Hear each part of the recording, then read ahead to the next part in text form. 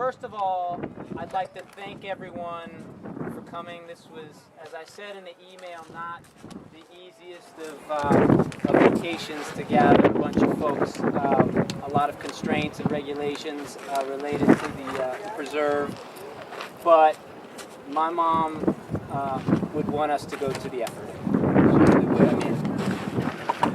I mean, I really shouldn't say anything further. I should just get out of the way. But thank you all for making the time, the effort. It really means a lot to me, and I know it would have meant a tremendous amount to my mom.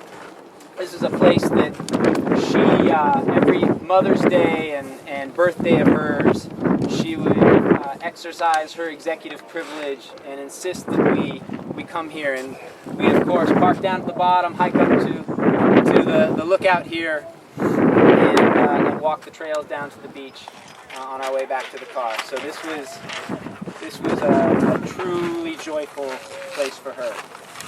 And as I see the maps flying away in the wind, that reminds me, for anyone that didn't get a chance to open those up in the attachments in the emails, there's about 20 hard copies, so we'll try to make sure that no more than one goes with a car, if possible, for the reception afterwards. I should take my sunglasses off. You guys are the ones standing. Does anyone need my sunglasses? Does everybody have a seat that wants a seat? Or anyone without a seat wants a seat? Can you hear me? Yes. No.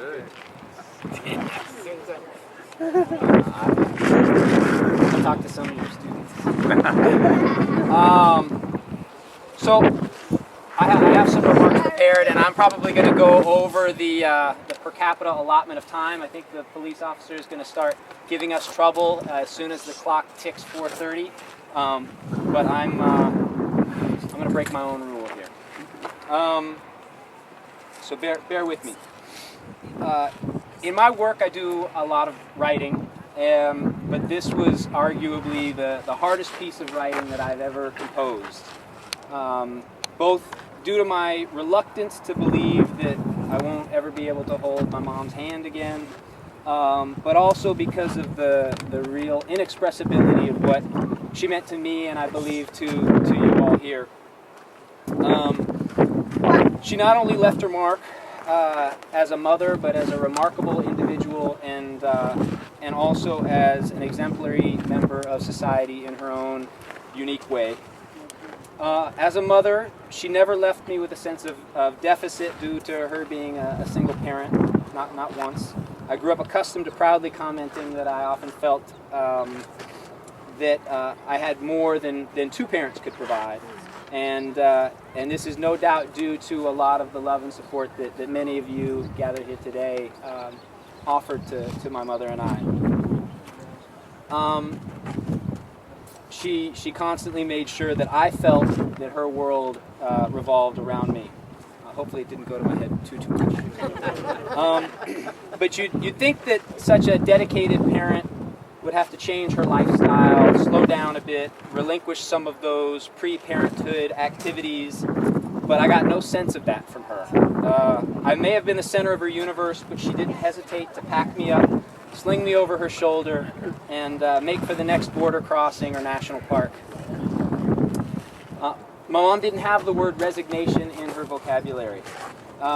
Keep in mind, this is a woman who, upon contracting hepatitis in Mexico in her late teens, was forced to spend a year of college in bed, thought to herself, what can I do bedridden for a year? I guess I'll teach myself Spanish so I can get right back down to Mexico as soon as I'm well. A little later in the 60s, when her transportation plans didn't materialize, we're still having transportation issues even today, she hitchhiked across the Khyber Pass between Afghanistan and Pakistan. She maintained a level of curiosity and drive throughout her life, and I've got proof she kept her day calendars dating back to the 60s, and I've been going through them in the garage as I clear it out. And really, in her later years, you could just take out the Torrey Pine Ski Club and put in the Baja Whale Watching Society. I mean, it was really an evolution more than a slowing down. And even her last day in late September included a 5-mile walk under this glorious San Diego sun that she worshipped, and 2 dark beers on the porch, watching. She never ceased to be exactly who she wanted to be, not even for me, and you know, I and we gained all the more for it. When I came along, she just added a few nights and weekends to her nursing schedule, so she could take a month off every summer during my break from school, and we could hit the road, or she could hit the road with her new travel companion for some shoestring adventures.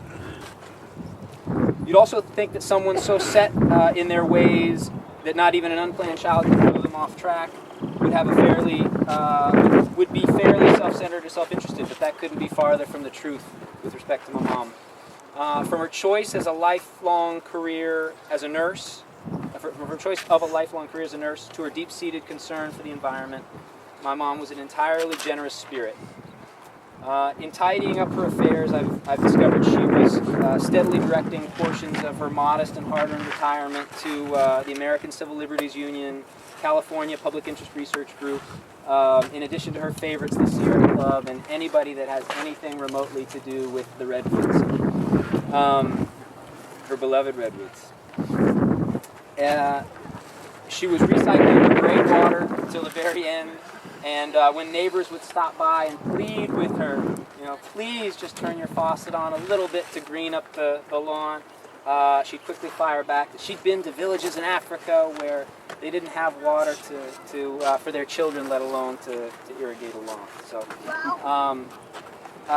but more than donations and gray water, it was in her day-to-day interactions that she really gave to all of us. She had a spark in her eye and a laugh once likened to bells ringing. A laugh that would, as she got older, punctuate almost every sentence, funny or not. I think she was just getting happier and happier every day. And that was her gift. More than 80 some odd countries stamped, or more than the 80 some odd countries stamped in her passport, and more than the stories of a world ventured many times over. Feel free to take a look at the globe. I've stuck some pins just in a portion of the countries that she visited throughout her life. I ran out of pins before I could get to the end of the list. But more than that, it was this near perpetual state of grace and eagerness to heal the next person, to see what was over the next rise.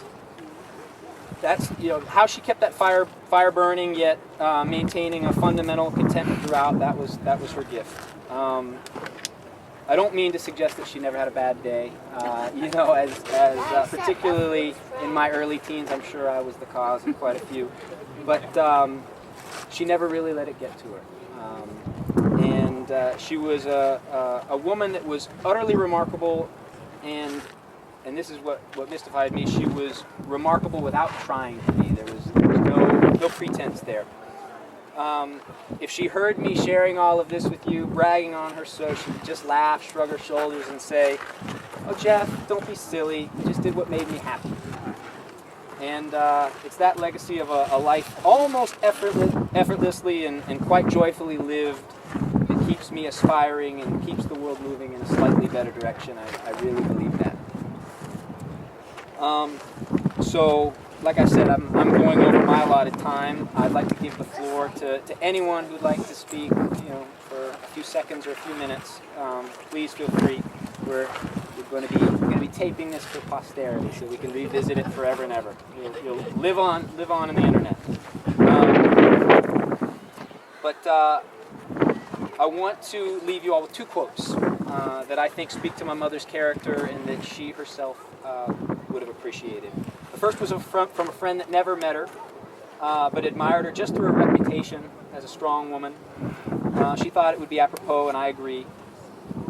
So here goes. This is in quotes. And this is referring to a funeral, a little bit more of a somber affair than the one we've gathered here today, but still appropriate. You want a physicist to speak at your funeral. You want the physicist to talk to your grieving family about the conservation of energy, so they will understand that your energy has not died. You want the physicist to remind your sobbing mother about the first law of thermodynamics, that no energy gets created in the universe and none is destroyed. You want your mother, and this is not referring to my mother, but figurative mother, to know that all your energy, every vibration, every BTU of heat, every wave of every particle that was her beloved child remains with her in this world. You want the physicist to tell your weeping father that amid energies of the cosmos you gave as good as you got. And at one point you'd hope that the physicist would step down from the pulpit, walk to your room and slouch there in the pew, and tell him that all the photons that ever bounced off your face, all the particles whose paths were interrupted by your smile, by the touch of your hair, hundreds of trillions of particles have raced off like children, their ways forever changed by you. And as your widow rocks in the arms of a loving family, may the physicist let her know that all the photons that bounced from you were gathered in the particle detectors that are her eyes. Those photons created within her constellations of electromagnetically charged neurons whose energy will go on forever. And the physicist will remind the congregation of how much all of our energy is given off as heat. There may be a few fanning themselves with their programs as he says it. He'll tell them that the warmth that flowed through you in life is still here, still part of all that we are, even as we who mourn continue the heat of our own lives. And you'll want the physicist to explain to those who loved you that they need not have faith. Indeed, they should not have faith. Let them know that they can measure, that scientists have measured precisely the conservation of energy and found it accurate, verifiable, and consistent across space and time. You can hope your family will examine the evidence and satisfy themselves, and that science is sound, and they'll be comforted to know your energy is still all around. According to the law of conservation of energy, not a bit of you is gone. You're just less orderly. I thought my mom would have appreciated that. And so last, and I'm very close to done, to provide a perspective from the arts, just for the sake of balance, if nothing else. A great poet described the most important aspects of life that my mother embodied and inspired others. He did so with the succinctness that is the hallmark of a great artist. He said, "May it not be immortal, since it is but a flame, but may it be infinite as long as it lasts." And with that, I would like to cede this glorious backdrop to anyone who would like to share a few words. We've got a brave volunteer. I look forward to chatting with all of you. That's a reception you can make there at the end of this moment. Well, that was beautiful. I tell you, what a son. Such a great son. Anyway, I'm going to try to get through this and not cry. But I'm Mary's sister Barb. And it's just, I still can't really wrap my mind around the fact that she's gone. I think during your lifetime you kind of expect that you'll lose your parent, but not your sibling. I just thought she'd always be there because she always was there. And not having a chance to say goodbye was just really, really difficult. But have to persevere. I wrote down some words that describe Mary to me. To me, she was beautiful, intelligent, a traveler, an environmentalist, fiercely independent, self-assured, talented, and very, very joyful. Every time I would talk to her, whether it was on the phone or in person, she would just laugh all the time, and I think, oh my gosh, she's just so full of joy. It was so wonderful. She was also very passionate about her social issues. She wanted to save the redwoods, save the whales, and end all wars. That was really important to her. I thought I'd share just a couple of our famous Blankinship stories that were set down through the years. One, and she loved this one. She kept repeating it. We were still living in Belleville, Illinois, and we had a big yard, and somehow she found a dead bird in the yard. And I think she was about 8, so that would make me about 3. And so she was chasing me with this dead bird. She thought that was just the funniest thing in the world. And so my dad finally came out of the house, and I ran up to him and I said, "Daddy, she chased me with an old dead bird. Spank her on her tummy, Daddy. Spank her on her tummy." You remember that one? Oh, yeah. I've heard that one a couple of times. A few times.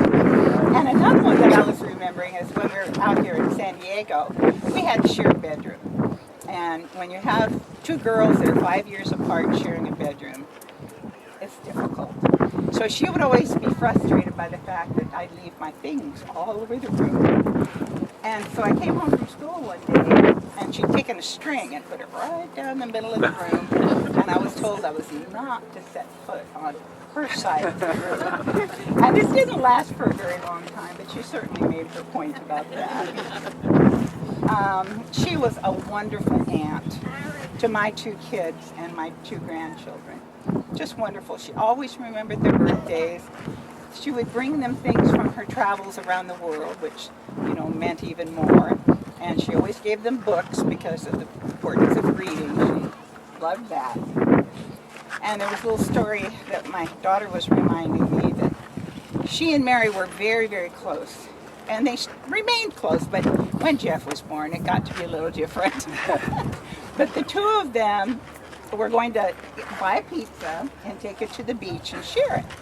So they went on the sand and sat down, and Tammy, and we figured you were about 5, weren't you, or 4 or 5. She kicked sand on the pizza, not on purpose, of course.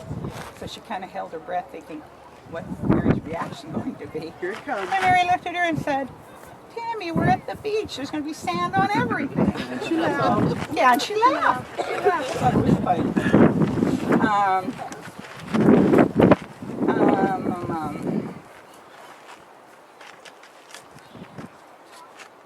I think my cards got messed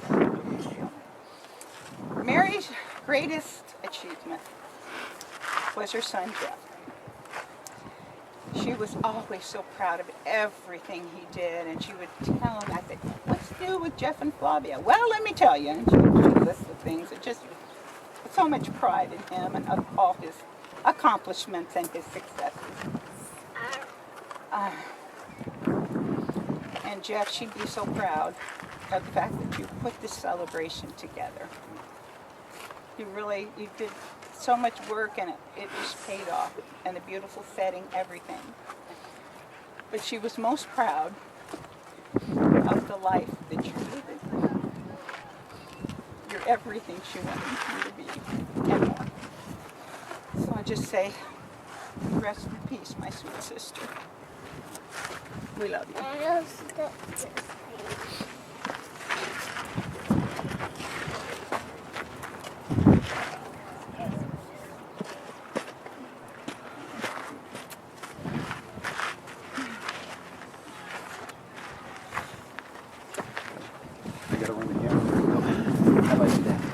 I'm Jim, Barbie's and Mary's brother, and the baby of the family, and so you got to listen to what I have to say here.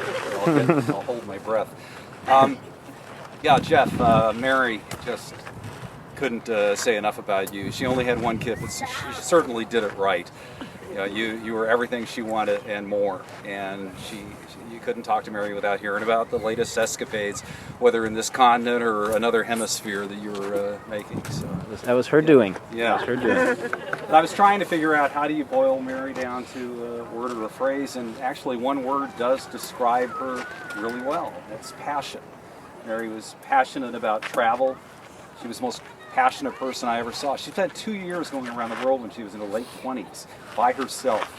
You know, hitching a ride in Afghanistan, which is one of her adventures. Although I remember one of the stories she told was she wrote a letter to Mom and Dad in Afghanistan on a bus, and she said there were bullet holes in the window next to her. Mom and Dad didn't sleep too well that night, but she was adventurous. She was passionate about her politics. She was passionate about the environment. Definitely passionate about Jeff. And even when she was sick with hepatitis for 9 months, flat on her back, she couldn't get up. She couldn't walk more than a couple of steps without becoming exhausted. It took 9 months for her to recover from that. So, what did you say she was doing? She Well, she did mosaic. She would make mosaic tables. Yeah, she was doing mosaic. And Jeff said she learned to speak Spanish. Yes. And I remember her knitting. She was knitting one sweater after another. She called herself the Knitwit. She was passionate about killing her TV, which was kind of ironic to me because that's what I worked in my entire life. But Nothing personal. I told her, gosh, if everyone killed their TV, I'd lose my job. But she was right about most of TV being pretty empty stuff. and it gave her less time to be passionate about life, so it kind of made sense. Mary was passionate about anyone who was sick. I just had prostate cancer surgery, what was it, 2 weeks, a week before she passed away. She hiked from her house to Mercy Hospital to visit me. She was one of the few. And she would call every night, hey, is there anything I can do? Is there anything you need? Anytime anybody was sick, that was Mary. Just always the nurse, always concerned, always caring. She was passionate about food. When I was a teenager, she would invite us over for dinners at her house, cooking exotic cuisine, and it kind of sparked an interest in me. I tried to emulate her, and I think I've gotten close, not quite as good as Mary was. She was passionate about me. One of my earliest memories was when I was just like 3 or 4 years old. I don't know what happened, but she came in, I was in bed, and she scooped me out of the bed, and she twirled around. I think she may have come back from a trip or something, and twirled me around, and I thought at that moment, wow, my mom and dad never did that with me. And Mary was, it was like a feeling of unconditional love for Mary, and I was that young, but it's still one of the strongest memories I have of my childhood. Mary was passionate about life. I wish she could have had a few more years of it to enjoy, but I'm comforted by the fact that every moment that she lived was a treasured, passionate experience. Get that camera back to me. All right.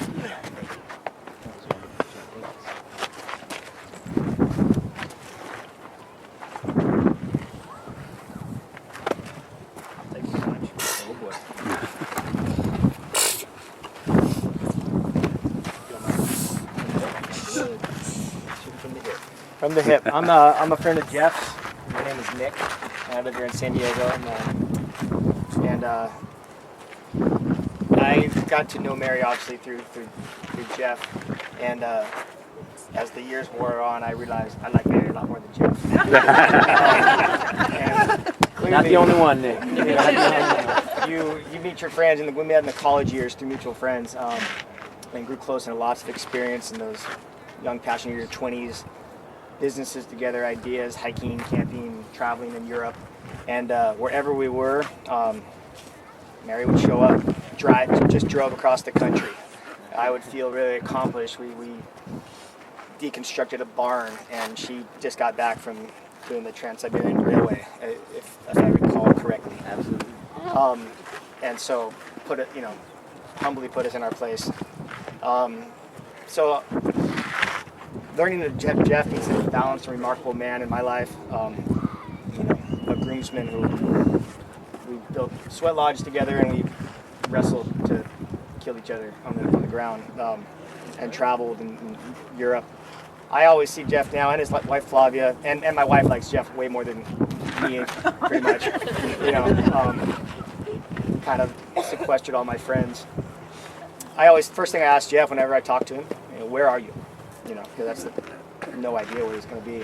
And it was the same with Mary, very much. And so clearly Jeff's a product of Mary's love. She inspired me when I met her. And so the question I have for Mary is, where are you now? You'll be sorely missed.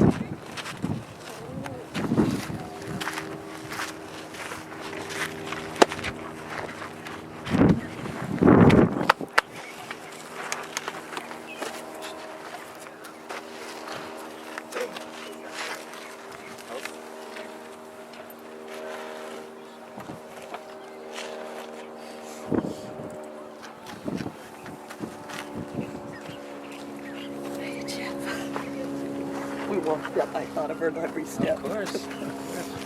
That was the point. My name's Francie Montgomery, and I'm one of the soccer moms here. Here's Judy and Patty, and our little boys played many years together. And this guy here was, what do we call him, Bill? Coach! No, Jeff, Coach, let me play! Like a stoic. So, remember those days. I consider a loss of a really good friend. She's probably one of my best friends. She was my big sister that I didn't have. So it's lovely meeting the rest of the her family she talked about all the time.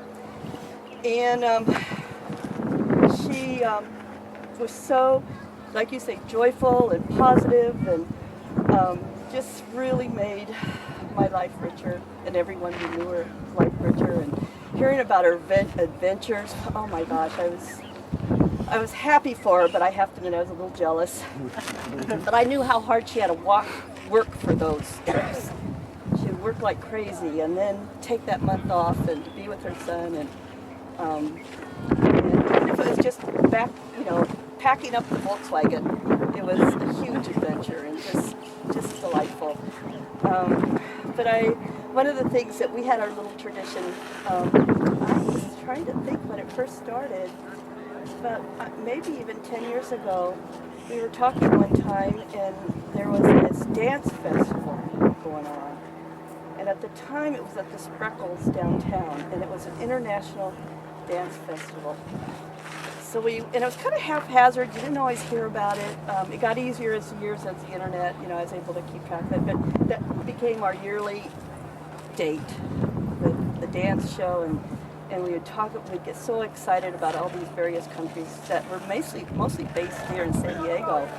But it was like my adventure with her. I didn't get to go to those places, but we got to enjoy the dance together.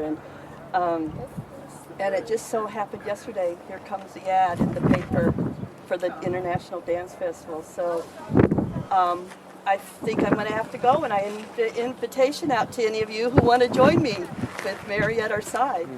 Thank you.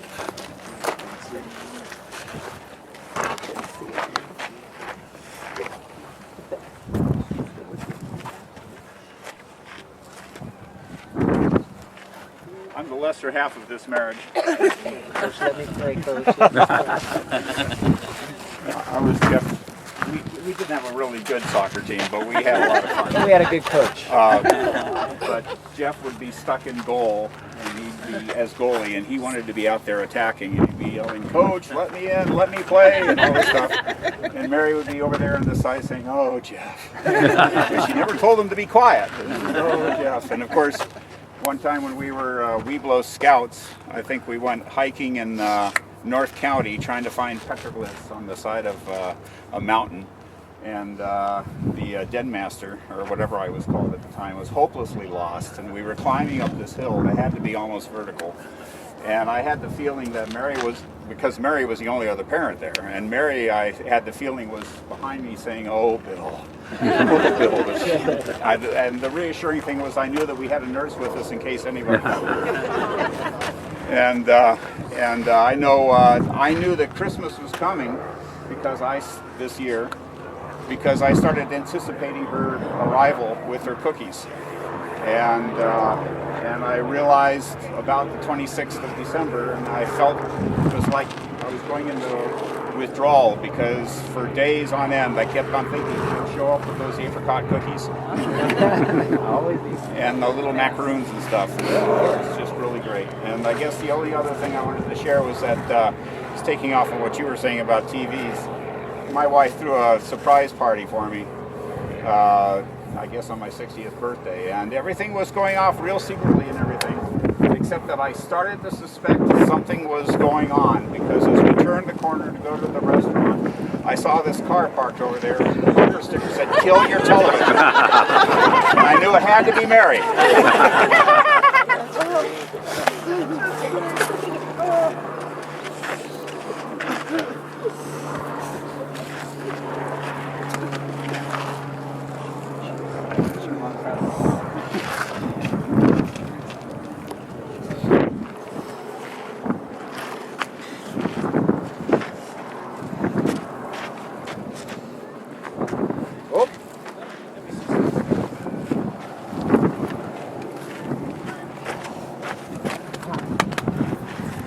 All right, my name is Michael Bryan. We're the Texas Connection, and that's kind of our group right there.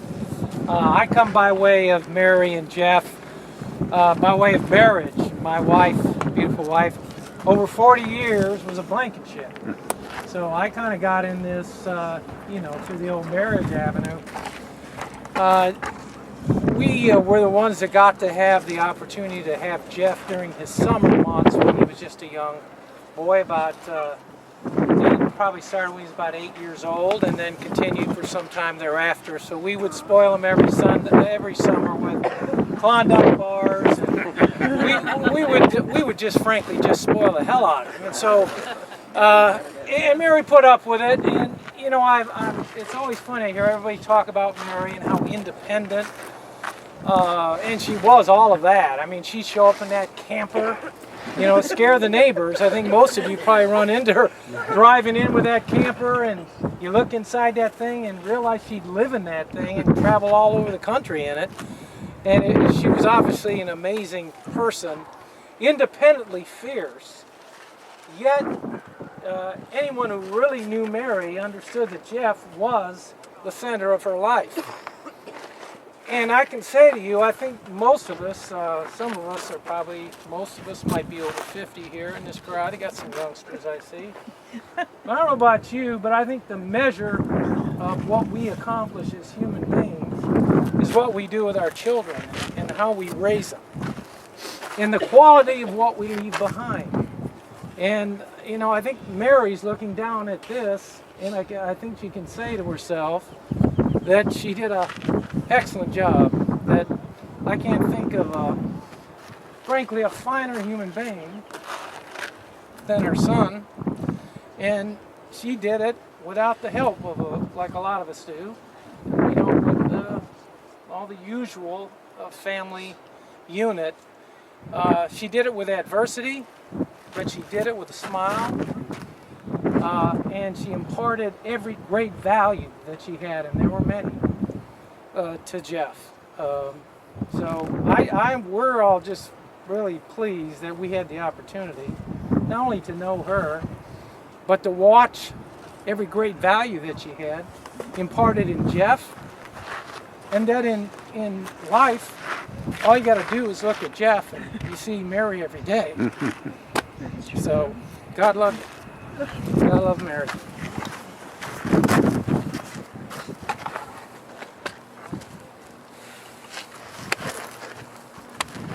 A harder time than you.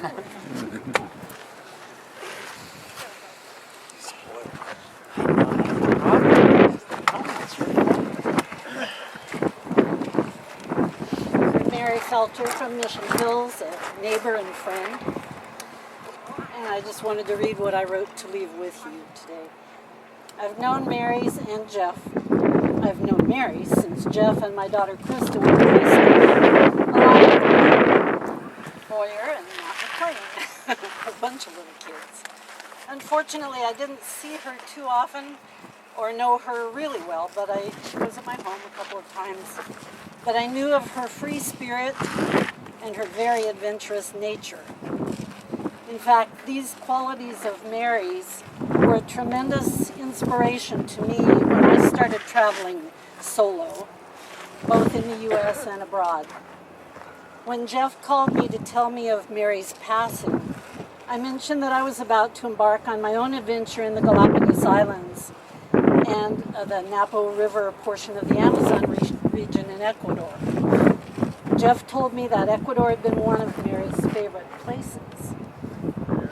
And I thought of her many times during my visit there, just got back yesterday, wondering if Mary had seen and experienced the same incredible and amazing things that I was enjoying so much. Safe and peaceful travels, Mary. Thank you.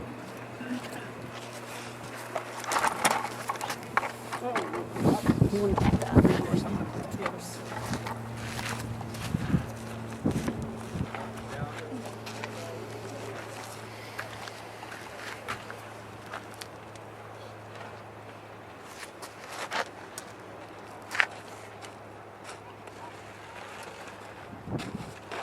I know a few places out here. He's probably about 2 years old, maybe a year. The rest, I am at a blank. I know yours. I'm Michael Hoyt. Many of you might have known me as Michael Thomas. I'm Beth Russell's son. She worked with Mary and taught us a lot about life. She actually, both of them were single mothers, and they taught us that as long as you have one person to love in life, it doesn't really matter what else you have. You know, family's a family as much as everyone else is there to love you. And they did that with us. They brought my mom and I under their wing. It was capture some pictures that I have to show you. I was 2 months old, on your back down at Mission Bay Park.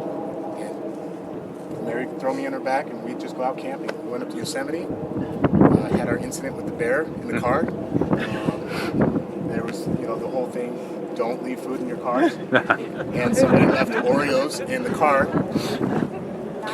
Not our car. Someone left Oreos in the car and we're all asleep in the tent and we would hear a horn and then it would stop and we'd hear the horn again and it would stop and basically the bear had gotten into the back seat, was leaning up, grabbing an Oreo cookie, would sit back and lay on the horn and then reach forward for another one, sit back and lay on the horn. And I think my whole thing about being in the outdoors came from you two. Going to Sequoia, going to Yosemite, hiking in Green Lake, whatever we did outside, she showed me that it was beautiful, and it was to respect and love everything in life, and I carry it on. I even had parts of her this last year with me. We went to, for my bachelor party, we went to Sequoia National Park. Kind of went through, we snuck in because it was right after the government shut everything down, but we snuck in through a state park and then went into the national park and spent our time up there. But, I can't thank you guys enough for everything you've done for my mother and I love you guys both. Our mothers.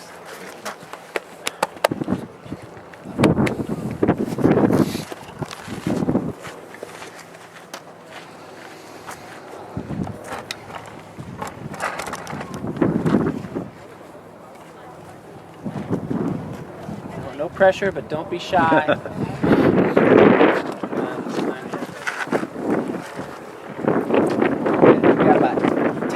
Left. I have about 10 seconds before the authorities. Before the feds show up. I could have stood where I am. I know. Yeah. I don't, but everybody. I'm married to the baby Blankinship. My name is Peg. And there's another word that comes to mind that nobody has talked about, and that is compassion of Mary. We've had a couple of major illnesses in our family. And who's on the phone every 10 minutes? Mary. Are you okay? Do you need anything? What can I bring you? How about some apricot cookies? Mary was there when Jim had his last surgery. 5 days later, she was gone.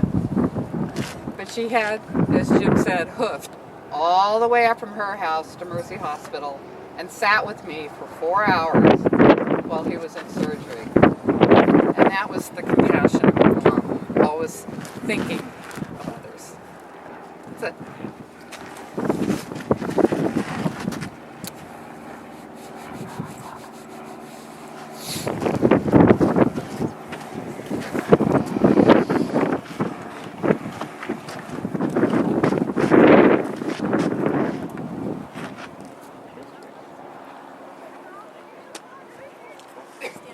You may. Hi, I'm Sue Coyle, and I work with the Marys since before Jeff was born. I was a friend of some nurses who were friends of Mary. I was a non-nurse, so those nurses taught me a lot over the years. But there are many stories that I have, and as Jeff mentioned, from the days of the Torrey Ski Club to whale watching, and she and I, about probably 4 years now, the two of us went down Baja to San Ignacio for a week of whale watching. You're right, Jeff, she was very passionate about whale watching, and it was a wonderful trip because if you had the opportunity to do that, you realize that you go out on these little ponga boats, and you reach over the side and actually pet a whale and touch them, and she was just very, very pleased, as I was, to be there. But probably the biggest story I have was we were having dinner shortly before Jeff was born one night with a group of my nurse friends, and Mary was saying she's going to the hospital to have her baby. How are you getting there, Mary? I wanted to drive myself. And the two of us said, Mary, are you crazy? Are you nuts? And the two of us got up at 5 o'clock in the morning and drove her to the hospital because we couldn't imagine how she was going to get home from the hospital with the baby with the car in the parking lot and whatever. But it was a wonderful, enjoyable, happy day for Mary, and everything that everyone has said is true about Mary. She's a very passionate, loving, wonderful person, and I'm really blessed with me for the years that I've known her. So thank you for having this.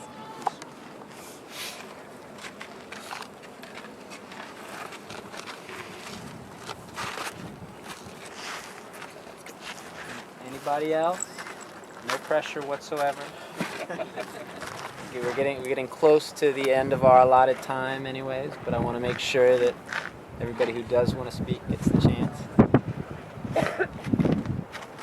Well, if hopefully many of you can make it to the reception, will be held afterwards. We've got, I think I mentioned, maps to get there if need be. I don't want to forget to mention that we have some photos of my mom printed up and framed here, and I want you all to feel free to grab one and take it with you and display it prominently so that you can be reminded of her as much as possible. I'm sure there's something else that I wanted to say on a logistical level. The bus should be here at 4:30 to head down the hill, but I think much more important than any of that is that you all are really a testament to who she was. She cared so much about all of you, and